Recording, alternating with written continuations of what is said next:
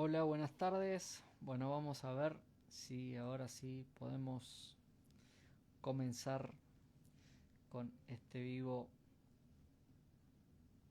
sumamente interesante. Ahí se unieron las invitadas. Vamos a ver si logramos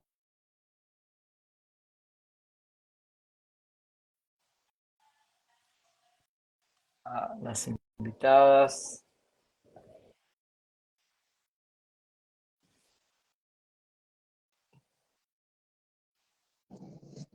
Ahora está, ¡Apa! ahora Ahora sí, estamos. Ahí ahora sí. estamos. Costó, costó. Un poquito. Sí. Yo los veía igual, Sí, sí, pero sí, me no imaginé, me podía imaginé. sumarme. Hasta Dolly Rigoyen nos estaba apurando. Si seguía Claro, insistiendo, la digo, bueno, incorpora al arranquen. vivo. Arranquen, total teníamos reemplazo interesante. Bueno, Dolly, si quiere sumarse, está más que invitada. Bueno, em, más que nada quería agradecerles a ambas. Yo ahora las voy a presentar. Marina de Escalada Pla es directora de la carrera de especialización en biotecnología industrial. Es profesora del Departamento de Industrias de la Facultad de Ciencias Exactas y Naturales de la UBA, investigadora independiente de el Instituto de Tecnología de Alimentos y Procesos Químicos, que depende de la UBA y el CONICET. Es la directora de la carrera de biotecnología. Cecilia Melucci, ¿es Melucci? ¿Está bien pronunciado? Perfecto. Es Sí, perfecto, también perfecto. es la directora de la carrera de biotecnología en la Universidad de la UADE, es licenciada en Ciencias y Tecnología de Alimentos, directora bueno, de alimentos de la UADE, como le dije, y también es asesora de empresas.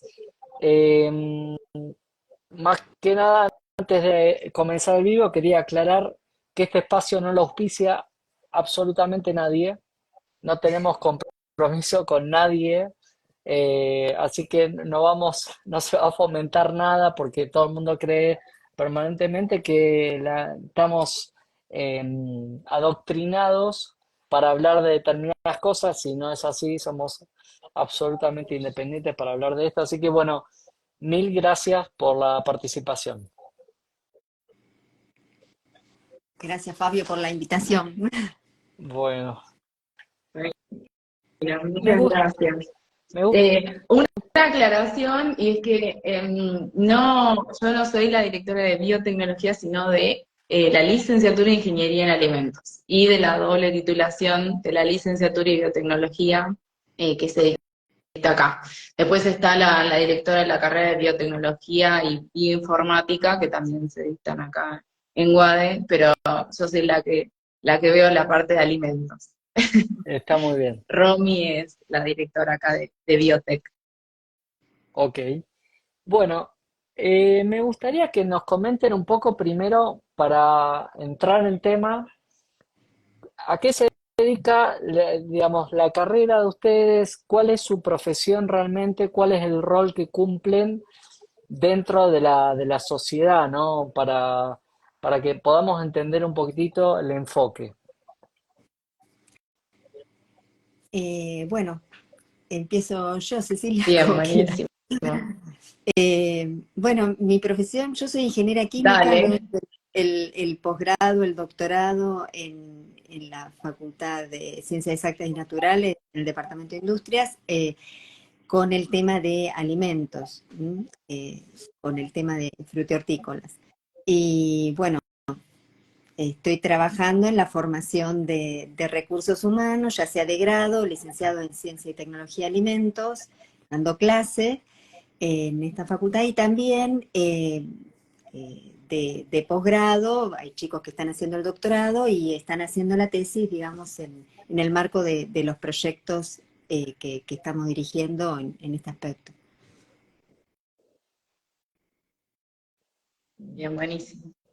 Sí, Bueno, acá, como consultabas recién, Fabio, en UAE se dicta tanto la licenciatura en alimentos como la ingeniería, que en algún punto por ahí se cruzan, pero son perfiles bien distintos. Yo soy licenciada en Ciencia y Tecnología de Alimentos, y un poco nuestro rol en el mundo laboral es velar por la calidad de los alimentos, es decir, que lo que se produce cumpla con las especificaciones que pueden ser definidas por un cliente intermedio o el cliente final, o sea, el que lo va a consumir. Es decir, que ese producto cumpla con los atributos esperados, tanto desde el punto de vista nutricional como desde el punto de vista microbiológico y de la calidad en general.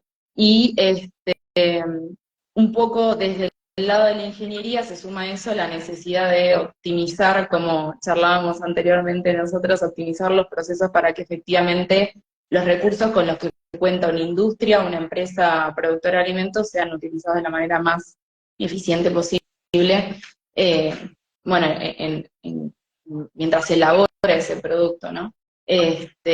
Así que son un poco los dos perfiles, tanto del licenciado como del ingeniero en alimentos. Obviamente que eso transversalmente está de alguna manera cruzado por otras cuestiones que por ahí tienen que ver más con la composición nutricional de ese producto, con la demanda del mercado, con lo que o un segmento de ese mercado espera del producto final. Son todas necesidades que de alguna manera nosotras, hablo también un poco por Marina, que tiene una formación más del área de la química, pero que a fin de cuentas en el espacio laboral terminamos como solapándonos en este sentido, ¿no? Siempre priorizar la demanda del consumidor, o del mercado en general, y tratar de cubrirlo a partir de los productos que se ofrecen. Bien. Em, Me gustaría saber qué conocimiento hay con respecto a si hubo algún cambio en el aporte nutricional de los alimentos en las últimas décadas, si quieren, no me quiero meter en siglos, pero si hubo disminución de los aportes nutricionales con respecto a los alimentos, porque, digamos, hay muchos mensajes circulando de que ya los alimentos no nutren, que los suelos están empobrecidos y no tienen, no cumplen con la cantidad de micronutrientes, de minerales, de vitaminas. ¿Cuál es su apreciación con respecto a esto? Ustedes que, digamos, tienen la capacidad y tienen la facilidad de poder analizar los alimentos, y los pueden analizar objetivamente, no se los cuenta nadie, ¿no? Mm. Creo que es un poco digamos, la industria tiende a optimizar o a mejorar el proceso de manera de ir eh, optimizando, digamos, el tema de los nutrientes, de perder lo menos posible mientras se están procesando. O sea, garantizar la inocuidad, trabajar en procesos que permitan obtener alimentos puros, y en esos procesos que hay que hacer, tratar de evitar la pérdida, o en mayor parte, la pérdida de nutrientes. Eh, y eso es algo constante, o sea, tratar de mejorar procesos para optimizar la parte nutricional es algo que se mejora, o sea que yo tendería a decir que, bueno, sí, hay cambios, pero siempre cambios a mejor, digamos, ¿no? O sea, la idea sería esto. Luego, también están los cambios desde el punto de vista del consumidor, ¿no? O sea, ¿qué dejamos de consumir nosotros pensando de que, bueno, por ahí, entonces pegamos por demás algunas cosas que podríamos consumir completamente, digamos, con un buen lavado, un buen tratamiento, o sea, también qué es lo que seleccionamos también como alimento, ¿no? Así que bueno, me parece que hay un poquito de responsabilidad también de cómo, este, eligiendo qué es lo que queremos consumir. Y, y qué, digamos, Sí, dale, Ceci. no, un poco sumando a lo que dice Marina, obviamente que sin especificar cantidad de años, pero hubo grandes modificaciones en términos de procesamiento de los alimentos, que obviamente eso tiene un impacto en la composición nutricional, pero no necesariamente en detrimento de esa composición nutricional. Es decir, por ahí lo que se hace desde la industria alimenticia es adaptar los productos a las nuevas necesidades del consumidor. Por ejemplo, entendemos que la mayoría de nosotros trabajamos 9 horas por ahí fuera de casa, si sumamos a eso el tiempo de transporte, etcétera, etcétera, y si aún así en esas condiciones de la vida diaria tenemos el deseo y la necesidad de seguir consumiendo alimentos que sean nutricionalmente adecuados, que puedan cubrir nuestra demanda energética y que además sean saludables, necesitamos de ciertos procesamientos para poder facilitarnos el acceso a ese tipo de productos. No necesariamente eso va a ser, o va a significar que el alimento tenga menor aporte nutricional. Sin duda que sí va a ser un producto distinto del fresco, ¿no? Como hablábamos de las frutas, como hablábamos de las hortalizas, o incluso de alimentos que son fuente de proteína, ¿sí? Pero son necesidades que los nuevos consumidores tenemos y que desde la industria alimenticia tenemos la obligación de satisfacer esas necesidades o cubrir esas necesidades a partir de la utilización de diferentes procesamientos o procesos que hace años atrás no se utilizaban, ¿sí? Entonces, sería fantástico que todos pudiéramos acceder a alimentos frescos o recién cosechados, pero sabemos que eso muchas veces no se alinea con la vida real del consumidor, entonces lo que se hace es, con la aplicación de distintas tecnologías, asegurar el acceso aplicando determinados procesos que van a modificar la matriz, pero que no necesariamente va a significar que el aporte nutricional va a ser menor o no va a existir, ¿sí? Porque si no, no estaríamos acá. Es decir, si los alimentos dejaran de aportar energía, que son nuestra única fuente energética, nosotros si fuéramos como las plantas, podríamos vivir al sol y listo, y ya está, tema resuelto. Pero como no ocurre con nuestro metabolismo, sí o sí necesitamos acceder a esos alimentos. Sí es verdad, como vos decís, que por ahí hay muchas corrientes o difusión de información que no tiene suficiente base científica, por eso es importante volver al origen, ¿no? Y que están buenos estos espacios. Excelente. Y, ¿tenés algún ejemplo de esta modificación? Es decir, hoy entre nosotros habíamos estado hablando de ejemplos Sí, de sí, consumir. los ejemplos que siempre doy son, o sea, en esto trato de no ser, entre comillas, hipócrita, es decir, me pasa también como consumidora. Entonces, a mí me encanta consumir, me encanta y sé que nuestro cuerpo la necesita, frutas y hortalizas, pero es una realidad que en la vida diaria muchas veces la falta de tiempo hace que por ahí no consumamos la cantidad o la variedad que necesitamos. Entonces, en mi freezer siempre hay una bolsita de algún vegetal congelado. Y está esta cuestión de creer que el vegetal congelado no sirve.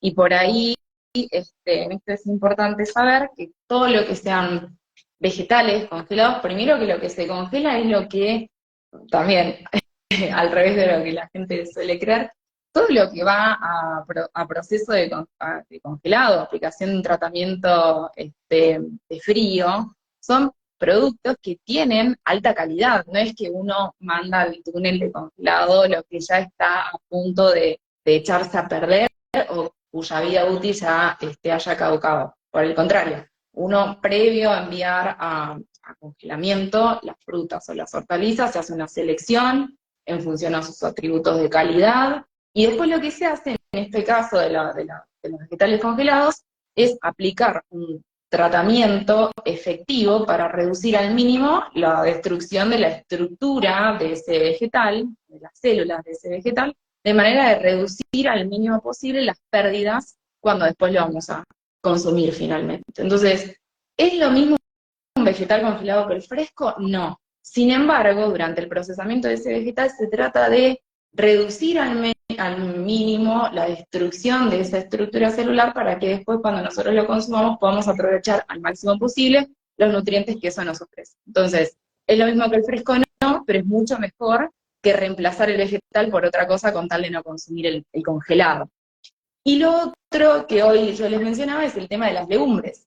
Generalmente, y sobre todo acá en Argentina, tenemos un consumo de legumbres muy, muy bajito, que no supera el 0,8 kilogramos al año, y sabemos que las legumbres tienen muchos beneficios porque son fuente de proteína de origen vegetal, además de que aportan gran cantidad de fibras y son económicas, es decir, es un alimento completo y barato, pero que mucha gente no las consume por la dificultad o el tiempo que les lleva prepararlas. Entonces, como no las dejan al remojo, no saben el tiempo de cocción, etcétera, no las consumen. Una opción es el enlatado, entonces vamos a decir, bueno, sí, pero es un procesado. Ok, pero dentro de los procesados hay distintos niveles de procesamiento, y en el caso de las legumbres, si chequeamos que no tienen alto contenido de sodio, es una buena opción para incorporar. Sí, por supuesto que uno en la medida que va procesando el alimento hay ciertas pérdidas, pero no hay que ser tan extremista en este sentido, porque si no, no consumimos nada. Lo mismo cuando hablan de la vitamina C en el jugo de naranja, se oxida. Sí, está bien, pero no es que vas a perder todo el contenido de vitamina C de un vaso de jugo, ¿sí? O sea, la superficie probablemente no sea lo que esperamos, pero en el interior de ese vaso de jugo hay vitamina C, ¿sí? Entonces, por ahí lo que hay que tratar es de no agarrar tan literal todo lo que uno ve o escucha en las redes, sino ir un poquitito más allá, ¿no? No sé si Marina tiene algún otro de estos ejemplos para sumar que son tan típicos. Sí, era un poco lo que hablábamos, o sea, muchas veces con muy buena voluntad uno tiene ganas de ir y cocinar y entonces compra todo fresco, pero hay que saber organizarse en los tiempos, porque si luego no hay tiempo y eso queda en la heladera varios días, la pérdida de nutrientes también está en eso natural. Entonces, más vale, incluso uno lo puede llegar a hacer, de organizarse en el momento en que puede hacer el producto, uno también puede comprar naturalmente algunos productos, hacer un pequeño tratamiento extra leve, un buen lavado, un pequeño, por ejemplo, brócoli, pequeño lavado, un pequeño tratamiento en microondas y luego congelarlo. Y entonces va a mantener los nutrientes y lo tengo congelado. Tengo tiempo, lo saco y cocino la tarta de brócoli que quiera hacer luego. O sea, también hay la chance. Sí, por supuesto que cualquier tratamiento que vayamos a hacer, desde la cocción, congelación, lavado, vamos eliminando, obviamente, y se van perdiendo algunos nutrientes, pero es la manera de optimizar que la mayor cantidad de los nutrientes que tengan los alimentos llegue al organismo cuando los... Ok, entonces, porque ahí justo te preguntaban, decía, bueno, entonces en el procesamiento de congelado se pierden nutrientes. A ver, si ponemos en la balanza, como dicen ellas recién, es preferible a veces tener el alimento congelado y no dejar en la heladera varios días que va perdiendo nutrientes porque consumimos algo que está fresco pero no estaba congelado. Ahora, Cecilia, vos mencionaste, digamos, un proceso que no sé si es el mismo que estaba diciendo Marina, de para tratar de evitar la mínima cantidad o la mínima cantidad de pérdida de nutrientes. ¿A qué te referís con ese proceso? No, Marina hablaba de calor, yo hablaba de que cuando se congelan los productos se hacen con un procesamiento rápido, que eso hace que después, o sea, la formación de los cristales en el producto se da de manera tal que la ruptura de las células en ese vegetal es mucho menor. El momento de pérdida, cuando hablamos de congelado, se da durante el descongelamiento del producto, ¿sí? Entonces, si uno rompe poquito la célula, esa pérdida cuando se descongela el producto es mucho menor, ¿sí? Entonces, ahí decían, ¿hay pérdida? Sí, o sea, fundamentalmente de compuestos que son hidrosolubles, ¿sí? vitaminas o minerales hidrosolubles, pero que se reducen al mínimo cuando uno hace este congelamiento rápido del que yo les estaba hablando. Marina hacía referencia a un tratamiento con calor corto que se aplica antes de llevar a frío en nuestra casa los productos, o que se puede hacer un mínimo escaldado, ¿sí? O blanqueado de algunos vegetales, que sirve básicamente para inactivar ciertas enzimas, ¿sí? Entonces, después, una vez que lo frizás, el deterioro del producto es mucho menor, y se conservan bastante bien las propiedades nutricionales del vegetal. O sea, ella en este caso estaba dando el ejemplo con brócoli, pero eran dos procesos distintos. Yo hacía referencia al frío, a cómo aplicar el frío, que no es lo mismo cuando nosotros congelamos en nuestra casa, ¿sí? Porque generalmente en el freezer de nuestra casa esa aplicación de frío es lenta, los cristales que se forman son grandes, ¿sí? Pero bueno, de todas maneras son herramientas que tenemos para poder prolongar la vida útil de los productos, y que no quiere decir que cuando comas ese vegetal no va a servir para nada o no me va a estar aportando nada, o sea, de ninguna manera. Lo vas a congelar en tu casa, o sea que partiste de un producto fresco, de un vegetal fresco y lo vamos a congelar en casa, sí hay que hacer un pequeño tratamiento de calor para inactivar antes de congelar. Y ahí, Excelente. Bueno, ahí preguntan si es mejor congelarlos en casa o comprarlos congelados. claro, cuando en el proceso industrial se optimizan ciertos parámetros, tiempo y temperatura, eh, como para manejar la mayor cantidad de nutrientes posibles. En casa tenemos el freezer que tenemos y bueno, nada, hará más lenta, y por ahí hay un poco de pérdida. Pero bueno, se puede hacer. Bien. em, en cuanto a, habíamos hablado de que, de acuerdo a lo que uno consume, puede perder algunos nutrientes en algunos alimentos. ¿Qué se sugiere a la hora de que uno realiza la compra en cuanto a la limpieza? ¿En qué es lo que se debe consumir? Básicamente, sobre todo lo que tiene que ver con frutas y verduras. Sí, hay un ejemplo que hoy me olvidé, pero bueno, de comentarte. Hablamos antes que, por ejemplo, estamos muy acostumbrados a comer las cosas por, por digamos, la acción, ¿no? Más que nada occidental que tenemos, muy purificadas. O sea, nos gusta la miga blanca, el jugo de fruta bien clarificado, o el jugo, por ejemplo, de manzana bien clarificado. Entonces, eh, también parte del procesamiento de los alimentos busca, en alguna manera, dar estos productos porque es lo que el consumidor busca. Por eso, un poco el hecho de decir, bueno, ¿qué elegimos nosotros? En vez de un pan con la miga tan blanca, integral, de repente, con, con granos o lo que fuese, bueno, tengo más aporte nutricional. Por eso hay parte de responsabilidad también de nosotros como consumidores que elegimos. Cuando voy a, digamos, a consumir o preparo jugo, bueno, tomar la hablando y hablando porque molesta, digamos, justamente la parte eh, más asociada a la gente vegetariana, que puede estar viendo el.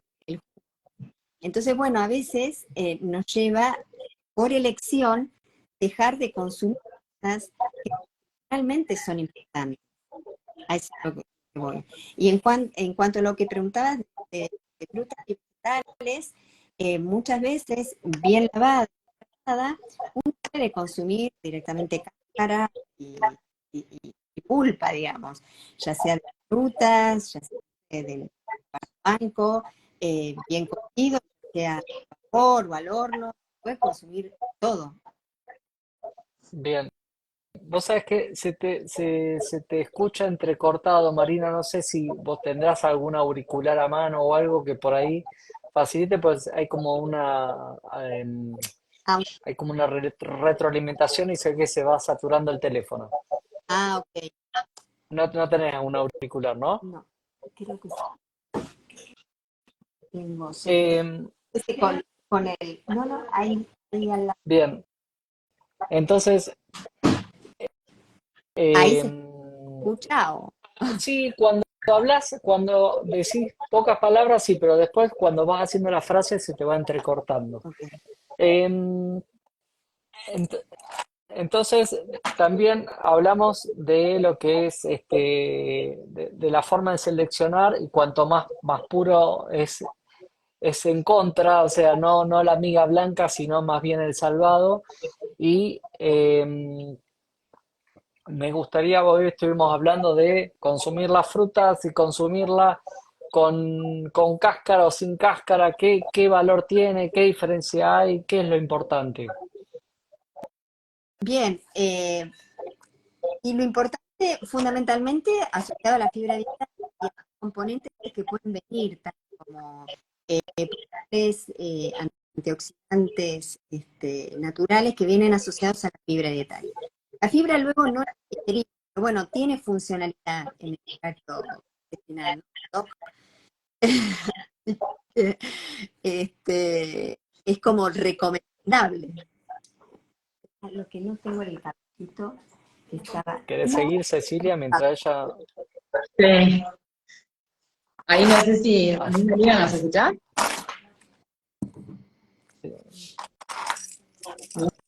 Bueno, no, un poco lo que decía Marina era esto de siempre que tenemos la posibilidad, en el caso de alimentos frescos, como son las frutas, poder consumirlas con la cáscara, obviamente que en este caso siempre la recomendación está en respetar el proceso de lavado y posterior sanitización, es decir, asegurarnos de que desde el punto de vista microbiológico sean seguros, ¿no?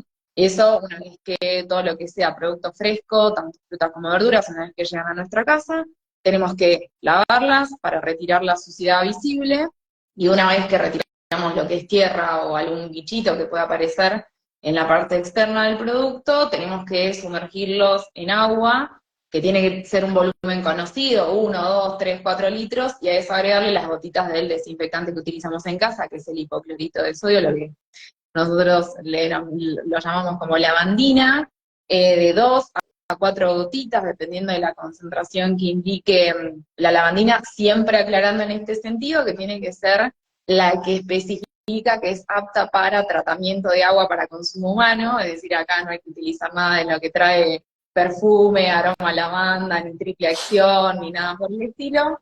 Y una vez que uno hace eso, el producto está en condiciones de ser consumido, incluso con la cáscara, que como dice Marina, no solo que aporta una cantidad de nutrientes muy importantes para nosotros, que no los encontramos en otros alimentos en la misma cantidad, sino que además reducimos lo que tiene que ver con desperdicios, ¿no? O sea, ahora sabemos que cuando uno piensa en alimentarse, no solo tiene la responsabilidad de chequear el aporte nutricional, sino además pensar en ser un poquitito más sustentables. Y esto de reducir los desperdicios es muy importante. La mayoría de nosotros no tiene una compostera en la casa donde pueden ser derivadas esas cáscaras de las que habla Marina. Entonces, si tenemos la posibilidad de que el producto pueda ser consumido con cáscara, suma desde ambas perspectivas, ¿no? Nutricionalmente hablando y también desde el punto de vista de la sustentabilidad. Hay preguntan por el vinagre, si el vinagre sirve para la limpieza de los alimentos. Con total En claridad y realidad sin nosotros, miedo. no, nosotros la realidad es que cuando se implementan lo que tendría que ser, o sea, lo que se vincula con manipulación segura de alimentos, por ejemplo, en restaurantes, o mismo en nuestras cocinas, en las cocinas de nuestra casa, la recomendación es hacerlo con un desinfectante, ¿sí? El el tema del vinagre no tiene la misma función del hipoclorito. El hipoclorito actúa, o sea, la lavandina en sí que nosotros usamos, actúa como un oxidante a nivel de los microorganismos justamente que son los que nosotros queremos eliminar. Entonces, y además que tiene un cierto poder residual, por eso el agua que tomamos viene potabilizada ya con hipoclorito, ¿sí? Entonces, lo ideal es respetar esto de utilizar agua con lavandina, siempre aclarando que se tiene que agregar con un gotero, que no es agregar una taza de lavandina al agua, ¿sí? Se tiene que medir tanto la cantidad de agua como la cantidad de hipoclorito agregada, pero en realidad la práctica es con hipoclorito. No sé, Marina, si quiere aclarar algo ahí, pero Sí, siempre desde la manipulación se hace esa aclaración. es lo que normalmente se sugiere. Hay algunas pruebas hechas con ácido cítrico, yo lo he visto y que baja bastante en hojas de verde, sí, en verdes, en lechuga, Ujú. selga, Verde. este, y estuvo muy bien, casi mejor que el hipoclorito. Pero bueno, no es lo más difundido, porque bueno, no todo el mundo lo, lo va a poder aplicar.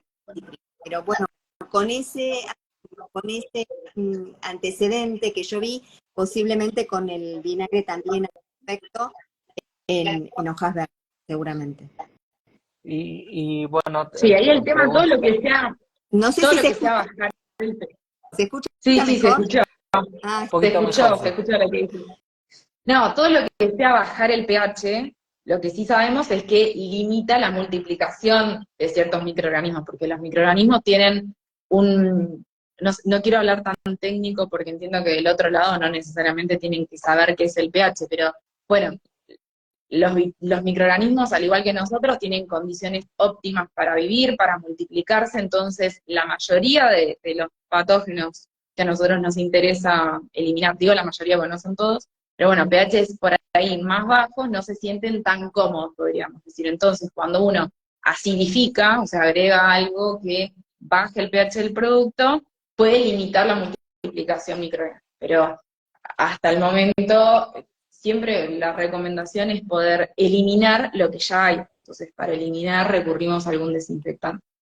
Eh, Eso es muy importante. Pero bueno, una vez que cumplimos con ese procedimiento, ya los productos frescos estarían aptos para ser consumidos si quisiéramos con la cáscara como nos recomendaba recién Marina.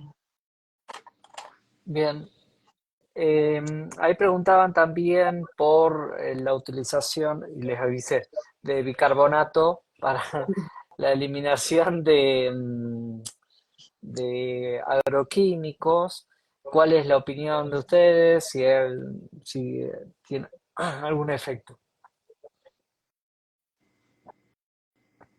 y No. no tengo Ni. opinión al respecto, como porque tiene que ver el académico en cuestión y no, Sí. eh, Ok.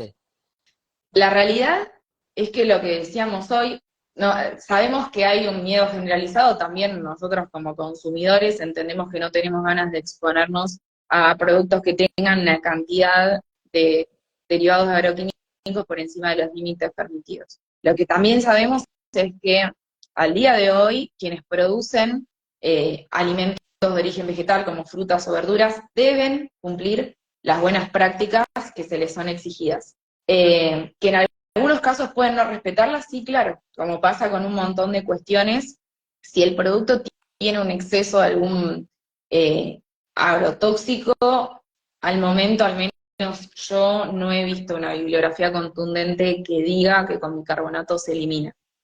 El tema del poder residual de esos productos cuando son utilizados de manera desmedida e incumpliendo la normativa vigente, ya este, queda por fuera del alcance y con agua no lo vamos a eliminar.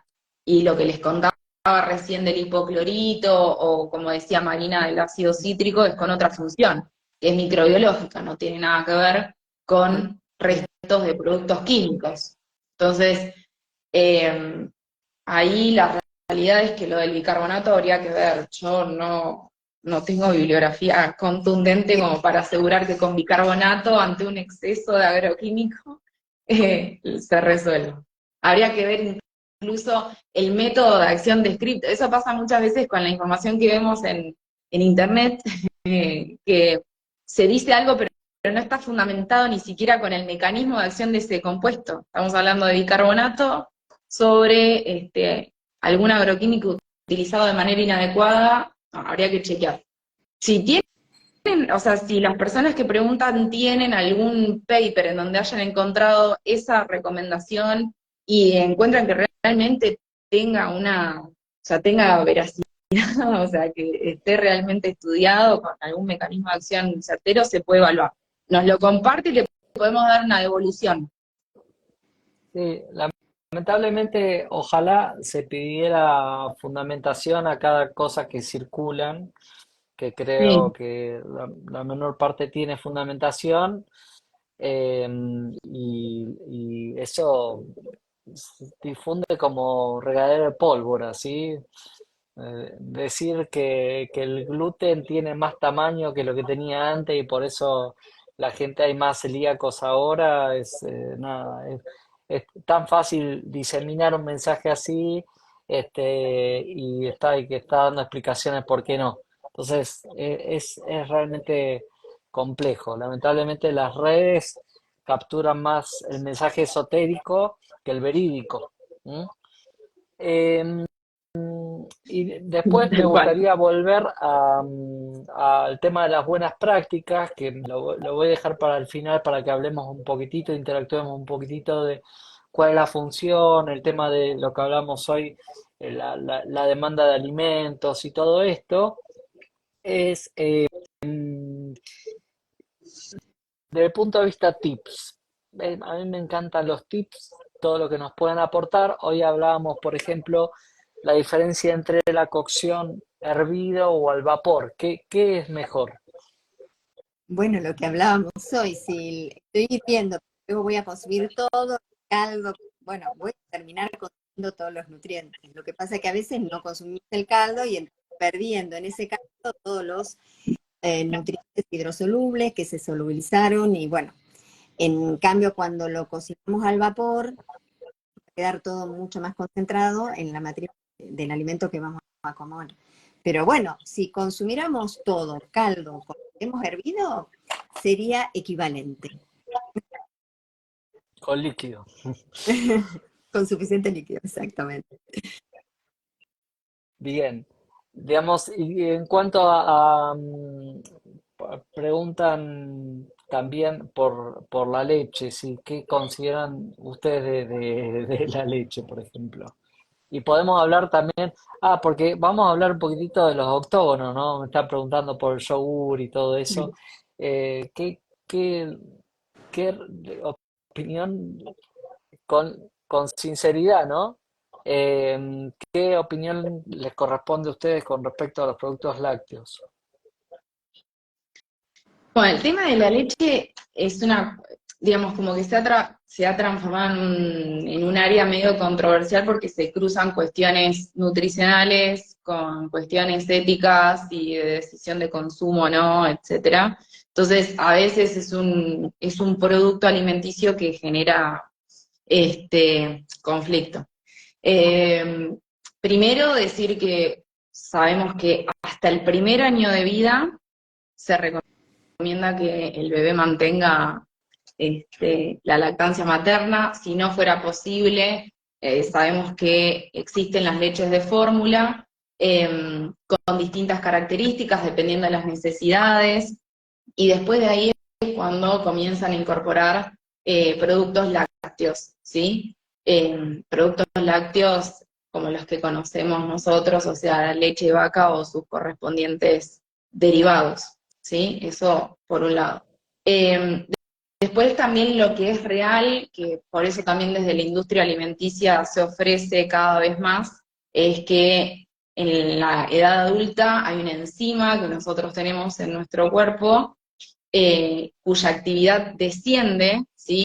Y ese descenso es mucho mayor cuando uno va dejando de consumir alimentos, o sea, cuando deja de consumir lácteos, que es la que se encarga de desdoblar la lactosa y contribuye a la digestión completa de este hidrato de carbono. Entonces, ocurre que en la adultez, por esta baja actividad de esta enzima, hay muchas personas que comienzan a manifestar, vos lo sabrás mejor, ciertas sintomatologías como distensión abdominal, o sea, la realidad es que la sintomatología es diversa, entonces ahí es donde aparecen los productos sin lactosa, ¿sí? O deslactosados, o sea, los cuales se les hace un tratamiento con esta enzima, ¿sí? Que en nuestro cuerpo dejó de actuar, entonces ya viene desdoblada y facilita así el proceso de digestión.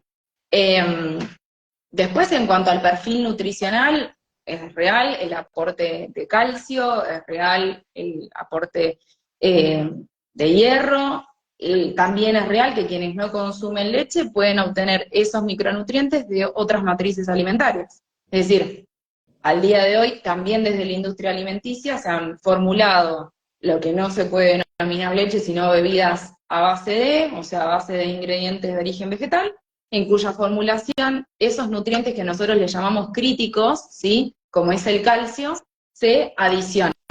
En el caso de la leche, fundamentalmente, la recomendación siempre ha sido fundamentalmente por el calcio, entendiendo que la recomendación acá en Argentina y en un montón de otros países es de 1000 miligramos diarios para adultos, ¿sí? La mayoría de la población no los cubre, ¿sí?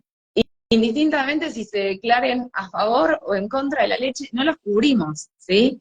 Entonces, importante tener en cuenta esto, como alimento que es lo que les comentaba recién, si no consumimos leche tenemos alternativas, sí, y siempre chequear en este caso, cuando uno piensa en reemplazar un alimento por otro, es pensar desde el punto de vista nutricional y tecnológico. O sea, nutricionalmente, ¿por qué reemplazaría la leche? Bueno, necesito cubrir el calcio. Bueno, busco dónde lo puedo encontrar. Y tecnológicamente, bueno, no sé, si tengo ganas de tomarme un café con leche y no voy a tomar leche de vaca, busco algo que tenga propiedades justamente tecnológicas similares, ¿sí? Hay A una, veces se logra, a veces no. hay una ventaja con la leche que es una muy buena matriz para vehiculizar probióticos.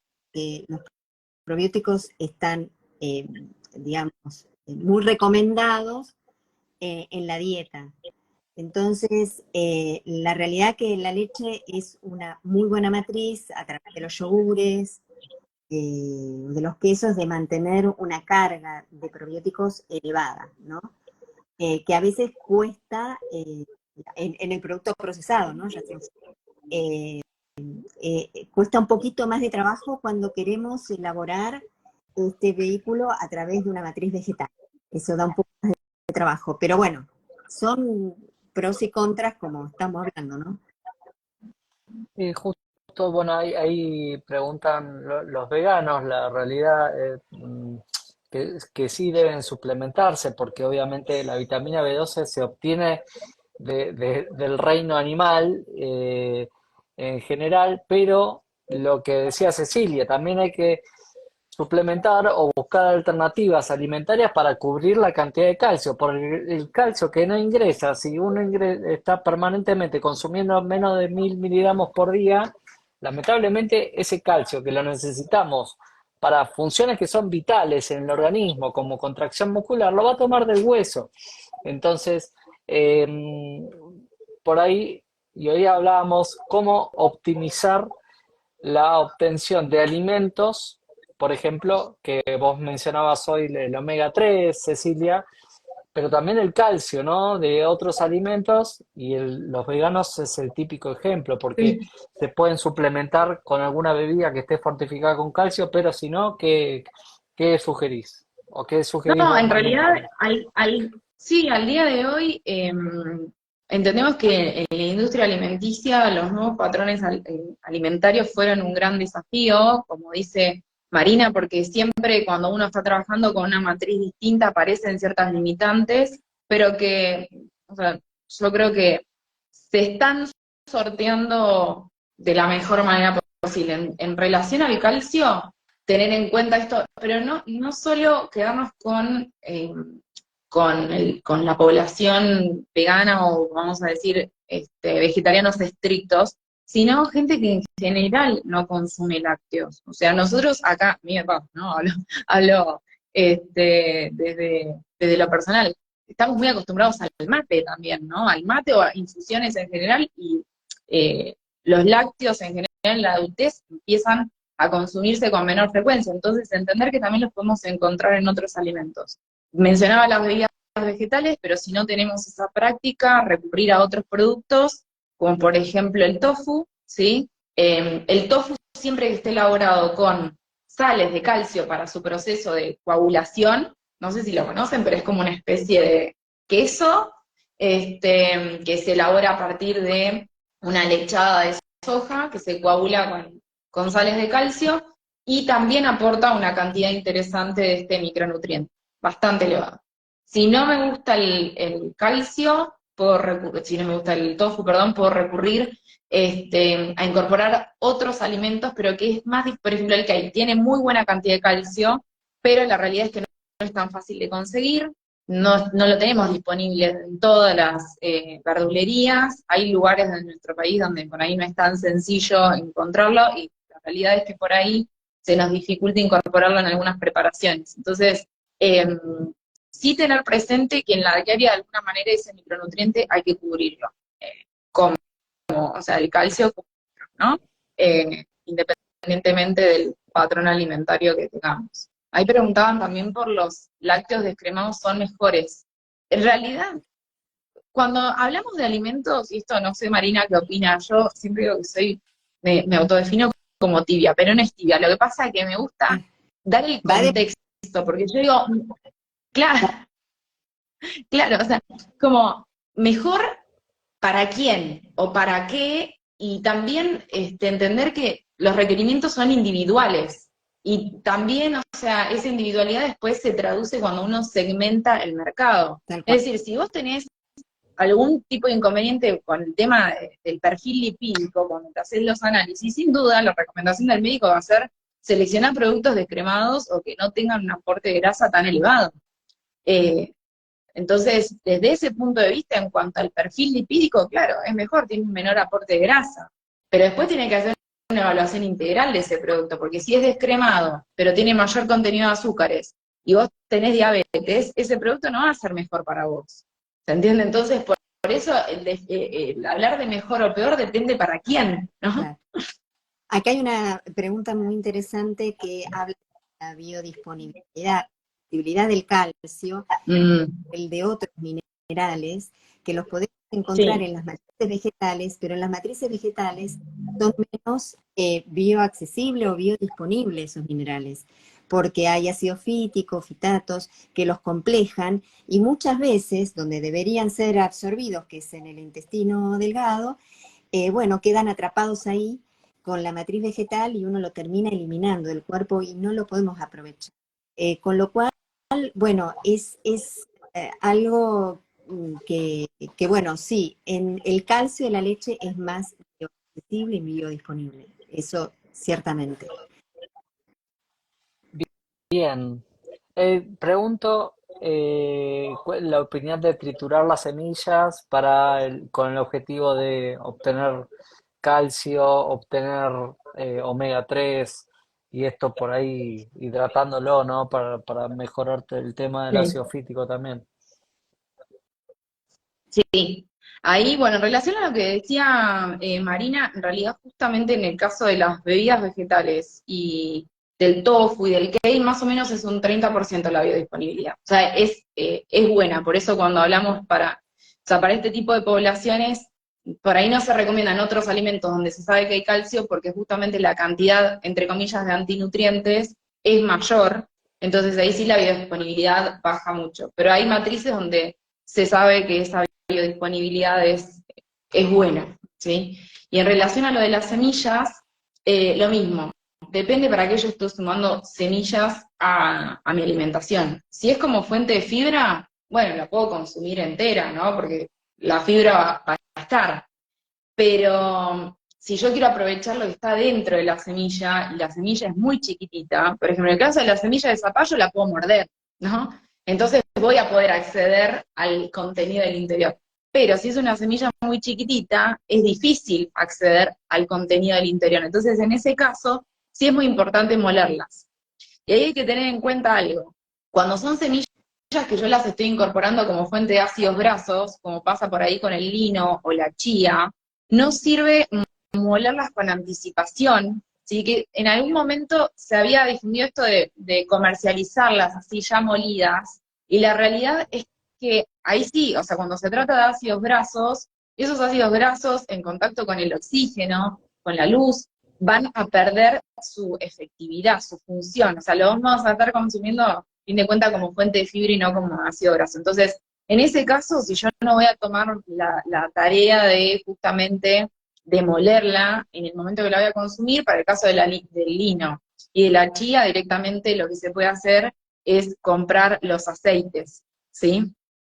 Que vienen en los frasquitos que tienen que ser oscuros y demás. Si no, hay otras fuentes de esos ácidos grasos de interés, como por ejemplo las nueces. Ahí las podemos, o sea, ahí sí, sabemos que la vamos a consumir y vamos a tener acceso al ácido graso que estamos buscando. Pero en el caso de las semillas, de nuevo, o sea, si yo la quiero consumir como fuente de fibra entera, está bien. Si yo quiero acceder al contenido del interior y son semillas muy chiquititas, hay que molerlas, ¿sí? Y ahí preguntaban por la activación. Lo que se sabe es que la combinación, o sea, siempre que yo busque activar, ya sea cereales o legumbres o semillas, combinar dos técnicas es lo más eficiente. Por ejemplo, el remojo y la cocción, no sé, para el caso de la legumbre. Remojo y cocino. ¿Quiere decir que si no la remojé no la coma? No, o sea, de ninguna manera. Antes que nada, hervirla y consumirla, ¿sí? Pero se sabe que lo mejor para reducir estos antinutrientes es al menos utilizar dos técnicas combinadas, que sabemos que siempre que hay tiempo de por medio, ahí empezamos a encontrar las limitantes en la incorporación de los productos. Excelente, me encantó. Bueno, y ya trajeron de la mano el tema del contenido graso y los azúcares, y podemos arrancar si quieren con los yogures, como ustedes quieran. ¿Qué importancia tienen los octógonos y qué valor le debemos dar? Y tenemos que ver algo más allá de los octógonos, o sea, es necesario que leamos todas las etiquetas. Eh, Eso tiene que ver con el rotulado frontal, pero digamos, eh, la descripción de los ingredientes la tenemos siempre detrás del rótulo, y es apropiado leerla y saber qué es lo que estamos viendo. La regla es, bueno, sí, obviamente, digamos, poner como para saber qué es lo que rico, en qué está el alimento procesado, pero bueno, uno hace una alimentación variada, con lo cual digamos, que va a hacer eso durante todo el día, y por lo tanto ahí sí vamos a tener acceso a todo lo que dice. Simplemente es para que, bueno, nada, informar, pero luego digamos, la información completa está detrás y en el rótulo donde, digamos, dice todos los ingredientes que contiene el alimento.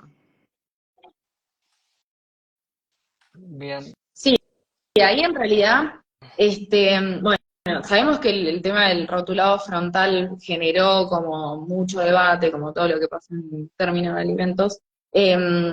Siempre que se sume información para el consumidor, entendemos que es positivo, porque tener la información suficiente para uno decidir en función a eso qué comer o qué comprar es súper válido.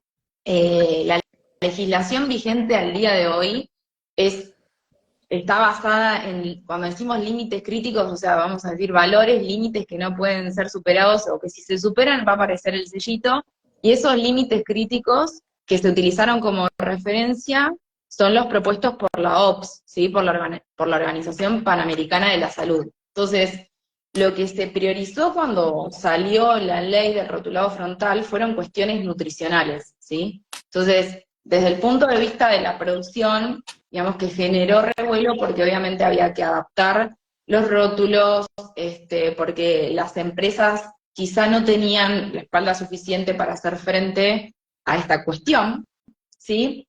Pero lo importante, digamos, para el consumidor, que son las personas a las que le estamos hablando, es que al día de hoy, o sea, seguramente haya modificaciones en algún momento, porque es algo que se va a ir perfeccionando con el tiempo. Recién se aplicó, entonces seguramente tenga sus modificaciones. Al día de hoy lo que al menos yo, y no sé si Marina va a coincidir, la existencia de los octógonos no reemplaza la lectura de los ingredientes, ¿sí? O sea, es simplemente una señal de alerta, que te invita a dar vuelta el envase y leer qué es lo que contiene, ¿sí? No sirve, así como hasta hoy, no sirve para comparar alimentos que corresponden a categorías distintas. Porque he escuchado mucho como que, bueno, una papa frita quedó sin sello y un yogur tiene 3 sellos. Bueno, no compares así. Compara entre papas fritas y compara entre yogures, ¿sí? O sea, ¿por qué? Porque las referencias que se utilizan, o sea, son las mismas, pero se aplican de manera distinta. Por ejemplo, con el caso de la papa frita me acuerdo que era el ejemplo del sodio. El sodio es, dentro de lo que es esta legislación vigente, se calcula por caloría. Entonces, en un producto más densamente calórico hay menos posibilidad de que el octógono aparezca. En uno con menos densidad de caloría, es un producto que queda más expuesto, digamos, a llevar el sello de sodio. Entonces, para que el consumidor no se maree, si ustedes van a comparar por contenido de sello, comparen entre productos de la misma categoría. Comparen galletitas con galletitas, yogures con yogures, papas fritas con papas fritas, ¿no? Eso por un lado. Este, por otro lado, no elimina la necesidad de leer ingredientes. Ahora, yo escucho a mucha gente que dice, yo no entiendo lo que dice el rótulo. Bueno, entonces ahí es un llamado, o sea, digamos, es un tirón de orejas para nosotros, ¿no? Para los profesionales que de manera interdisciplinaria tenemos que capacitar al consumidor para que pueda entender qué es lo que dice el listado de ingredientes, ¿sí? O sea, porque tenemos que saber qué es lo que contiene ese producto y en función a eso elegir, ¿sí? Pero me parece que, bueno, está bien, ahí justamente dice, son ilegibles para la gente que no está en el tema. Bueno, no debería pasar, o sea, no debería pasar que la gente no pueda entender qué es lo que contiene. Sí, muchas veces es real que los ingredientes, sobre todo cuando se trata de aromatizantes, o edulcorantes, o estabilizantes, etcétera, claro, van con siglas, ¿sí? Entonces la gente no sabe qué es lo que significa. Y ahí sí es válido, pero acá nosotros, digamos, justamente el rotulado frontal apunta fundamentalmente a nutrientes críticos. Si dice azúcar, entendemos que dice azúcar. Y si dice azúcar y está en primero o segundo lugar, es un alimento que tiene mucho azúcar, ¿sí? Porque los ingredientes se ordenan en orden decreciente, o sea, lo que aparece al principio es lo que más tiene, ¿sí? Si yo estoy comprando algo que a priori entiendo que es integral, pero el primer ingrediente es harina común, harina de trigo enriquecida y no es, o sea, y no es integral, quiere decir que, bueno, es semi-integral, ¿sí? O que espero que sea súper saludable, pero el segundo ingrediente no es azúcar, o azúcar mascabo, lo mismo. O sea, bueno, sé que tiene azúcar, ¿sí? Un poco desde ese lugar es donde nos tenemos que plantear como consumidores qué mirar a la hora de comprar. Y después hay cosas que las vas a seguir consumiendo por más que no sean tan saludables, pero entenderás que las vas a consumir con menos frecuencia, ¿no? Excelente, brillante. Bueno, eh, también me gustaría hablar un poco, algo que estuvimos cruzando algunas ideas hoy en cuanto a ver, el motivo del por qué algunos alimentos terminan mejorando algunas cualidades, digamos, para que llegue a la mesa de todos, o por lo menos no planteemos lo económico en este contexto, pero eh, para poder cubrir las demandas o la demanda de toda la población, sobre todo, digamos, hay un ideal si uno quiere vivir en el medio del campo y tener su propia huerta y alimentarse de su propia producción, pero sabemos que lo que estamos viviendo en la ciudad no es tan sencillo. Entonces, me parece que el objetivo en parte de su trabajo tiene que ver con esto, Me gustaría que hablen un poco de esto y después hablar un poco de lo que estuvimos hablando de las eventuales contaminaciones o las buenas prácticas, lo que hablabas vos, Cecilia, hoy, digamos, qué controles hay, si existen, eh, algún, algún monitoreo de metales pesados y todo esto. Sí. Eh, a ver, Eh, ¿cuál? no, básicamente arrancar por, digamos, cuál es el objetivo o cómo se hace para optimizar la demanda de alimentos Ok, en la gran ciudad, ¿sí? Para que el ujú, alimento llegue a la mesa de cualquier o a la heladera de cualquier persona en buen estado. claro, Ahí hay algo interesante que muchas veces este, nos planteamos el tema del procesamiento de los alimentos como algo negativo. Hay que entender que dentro del nivel de procesamiento hay distintos tipos y que se hacen con diferentes objetivos. Por eso muchas veces el concepto de ultraprocesado o de procesado eh, genera interpretaciones confusas. Todo lo que no sé si, ahí los veo medio cortados, no sé si ahí me siguen Sí, viendo. yo te veo, Ah, perfecto. a Marina, ahí está, ahí está, Sí, ahí está. Sí, pues ahí está, A bueno, Marina la había bien, perdido. Ahí está, ahí la veo. bien. Ahí está. No, entonces, realmente desde la industria alimenticia la responsabilidad que tenemos es que efectivamente haya disponible alimentos que eh, sean seguros, ¿sí? Desde el punto de vista de la inocuidad y que a su vez justamente sirvan para nutrir a la población, ¿no? Uno no puede producir algo que a los 6 días eh, haya perdido su vida útil, ¿sí? O sea, entonces eso justifica no solo la aplicación de ciertos procesos, sino también el uso de determinados ingredientes. ¿A qué voy con esto? Muchas veces entendemos que cuando leemos el rótulo de un producto aparecen un montón de aditivos, que también son muy controversiales.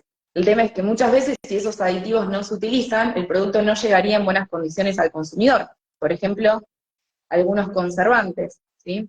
Entonces, desde la industria hay procesos y hay ingredientes que se utilizan porque de otra manera no sería rentable para quien produce y no sería seguro para quien lo consume, ¿sí? O sea, si yo en mi casa voy a preparar una tarta, voy a utilizar la masa, voy a preparar el relleno, lo cocino, lo como en el momento y lo que me sobra lo guardo en el freezer. Pero si esa tarta se tiene que producir a nivel industrial, se tiene que distribuir, tiene que llegar al punto de venta, tiene que durar en góndola y después tiene que ser, o sea, y después el consumidor lo va a comprar para llevar a su hogar, obviamente que el tiempo y la exposición a otros factores es mucho mayor que si yo la hago en mi casa para comer en el momento.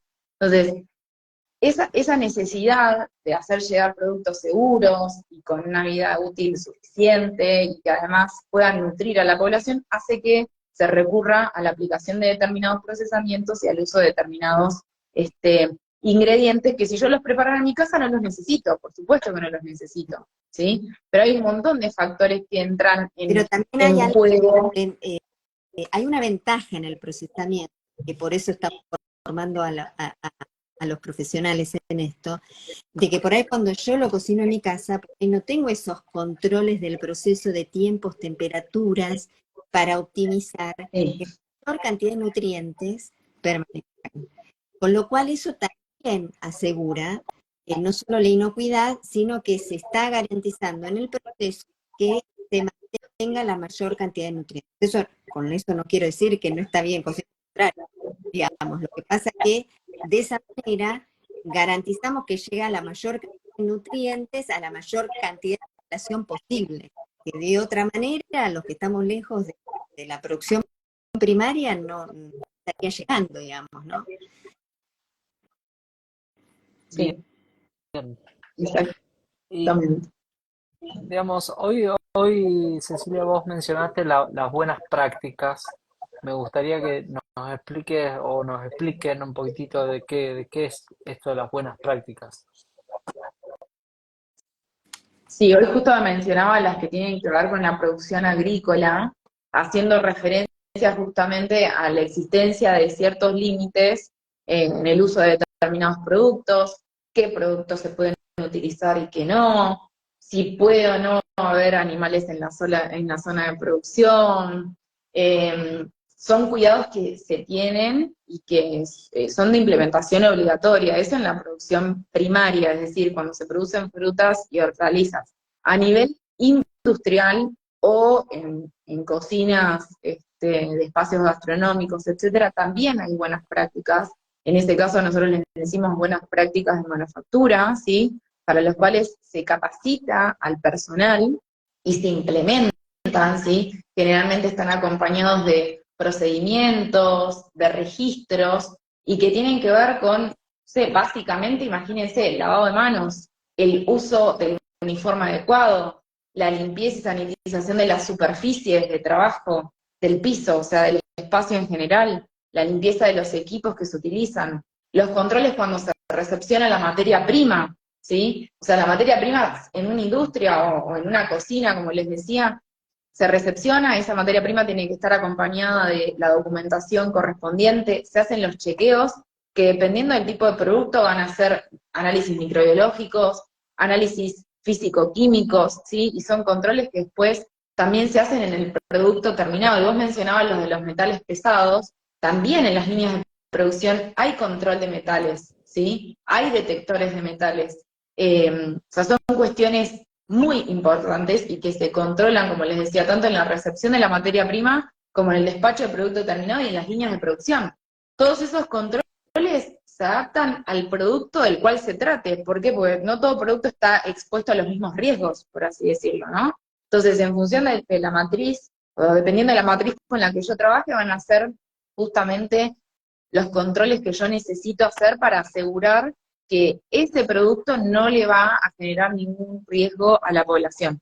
Lamentablemente se dan, o sea, se siguen dando situaciones, lo vemos a veces en las noticias, donde se retira algún producto al mercado porque se detectó determinado compuesto o por, bueno, a ver, existen organismos responsables de hacer esos controles cuando ya el producto sale de planta, entonces ahí entra en juego otro procedimiento, por así decirlo, que ya está por fuera de la industria, estamos hablando cuando el producto ya es despachado, pero se toman las medidas correspondientes, ¿sí? Entonces, todo producto está acompañado de un protocolo bastante exhaustivo, porque somos todos conscientes de que un producto que saltea algún tipo de control que es fundamental puede llegar a causar la muerte de una persona. Entonces, entendiendo que es este el riesgo máximo al que se somete a alguien cuando se le da un alimento, los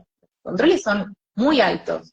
Contrariamente a lo que se cree muchas veces en la sociedad. Lo que se ve que está generalizado el concepto de que en la industria alimenticia se miente o que se agregan productos como con malicia o que se ocultan ingredientes. La realidad es que hay una normativa muy estricta para quien elabora productos alimenticios, ¿sí? Ahí mencionan lo del arroz y el arsénico. La verdad es que, bueno, el arsénico hoy lo mencionábamos, o sea, en muchos lugares de nuestro país el agua tiene más contenido de arsénico que el mínimo establecido por el Código Alimentario Argentino. Ese valor que se sobrepasa está contemplado, ¿sí?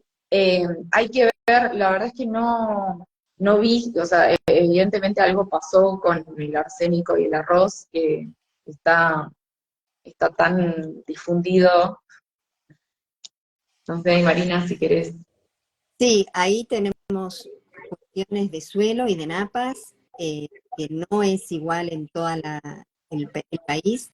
Hay regiones que están afectadas, y bueno, sí, habrá que ver, digamos, no, eh, eh, es un tema de que, bueno, obviamente, si vas a tratar el agua para el consumo, sí, perfecto, y tratamiento de esas aguas para que puedan ser consumidas, pero bueno, también todas esas aguas que se utilizan para riego, más, bueno, van generando como acumulación en Sí. suelo. Así que bueno, sí, habría que estudiar un poco más el tema del arroz, que tampoco lo tenía Sí. tan... Y No, eso no, para dar una como respuesta acabada al respecto, porque en realidad, bueno, sale esto del arroz y el arsénico, no, entiendo que lavándolo no resolvés el tema, no No, resolvés el tema porque eso queda acumulado, entonces hay que ver si se trata de una partida de arroz que fue expuesta a agua de riego con mayor concentración de arsénico que las adecuadas, entonces en el producto final aparece cantidad de arsénico elevada. O sea, hay que ver cómo es el contexto para poder decir cuál sería la solución posible, ¿sí? sí, lamentablemente, digamos, yo no digo que tenga arsénico o no tenga arsénico, porque no soy técnico, no estudié esto, pero lamentablemente, digamos, las noticias trascienden mucho más de aquella persona que no dicen un mensaje sin fundamento. Sí, Yo- y con esto no discuto que tenga o que no tenga. El hecho es tendríamos que... que por aquellas mismas personas te dicen que diluyéndolo en más agua el arroz se le va el arsénico y tampoco es lógico, pero bueno, la realidad es que hace falta, digamos, más gente del perfil de ustedes que salgan a, digamos, ayer le veía un video de que la miel está llena de gorgojo, que no sé qué, y sale un técnico después a mostrar en el microscopio que no es así. Bueno, ese mensaje que tiene Gorrojo, te puedo asegurar que trasciende mucho más rápido de uno que tiene fundamento y que está fundamentándolo. Entonces, es la presencia de todos nosotros en redes que hace que por ahí, más allá, el grave problema acá es que hay personas que ya entran en una patología muy importante que es la exclusión de todo, porque el gluten es el peor de los venenos. Ponerle una cucharada de azúcar al café es el peor de los venenos. Consumir arroz es el peor de los venenos. La miel es el peor. O sea, así está. Y por eso claro, hay mucha gente enferma. Nosotros recibimos mucha gente con ortorexia en el consultorio, muchas mujeres desnutridas. claro. Por todo esto, porque trasciende mucho más todas estas noticias que lo que debería trascender. ¿Mm? Porque está la conspiranoia permanente de que Sí, todo sí, tiene un ahí justo motivo. preguntas, ahí decían, ¿Cómo? ahí alguien decía, no hay que comer arroz, no, que ahí alguien preguntaba, no hay que comer arroz, no, nadie dijo eso. No, no, No, no, no, no, no, no. la Nosotros población china y justamente sobre lo contrario, japonesa estábamos diciendo estarían que hay todos que evaluar el enfermos. caso para ver qué pasó. Exactamente, exactamente. Bueno, Sí, em, como para ir cerrando, porque hace una hora y media que estamos y podríamos seguir, pero me gustaría, no sé, algún concepto final como para que quede alguna idea. Creo que esto da para mucho más y podemos seguir investigando más y hablando de diferentes temas que la gente le gustaría también hablar, conocer, pero me gustaría algún concepto final como para ir redondeando esto. Bueno, en mi caso particular sigo defendiendo el hecho de que a veces tenemos que saber elegir nosotros, ¿no? Digamos, volviendo un poco a tratar de no eliminar nutrientes, sacando partes de la fruta o de los vegetales que realmente son comestibles. Entonces, bueno, en ese caso, bien lavada, bien tratada, son nutrientes que los podemos ingerir y no tirar. Eso como opción, digamos, de una parte. Igual hablamos de muchas cosas, ¿no? De muchos temas, pero bueno, el otro importante es que obviamente la investigación, la legislación, el código alimentario, es todo muy dinámico y todo tiende a mejorar. Entonces, de repente va a ir cambiando. No decimos que no nos equivocamos, por ahí aparecen procesos nuevos que hacen que los alimentos sean mejor y pierdan menos nutrientes, y entonces tenemos mejor condición en un futuro que ahora, pero bueno, uno tiende a, en el procesamiento de los alimentos, tratar de tener alimentos inocuos, o sea, seguros, y con la mayor cantidad de nutrientes posible que alcance para la mayor población posible. Y confiar en que la gente lo hace, y los profesionales que se forman para que lo hagan correctamente dentro de las buenas prácticas, ¿no? Así que confiar en eso, porque si no, bueno, es tener miedo a algo que no es tan, digamos, puede haber errores, pero no son la generalidad. Bien. Sí. Cecilia, No, la verdad es que, bueno, me parece súper valioso que se haya podido generar este espacio de intercambio.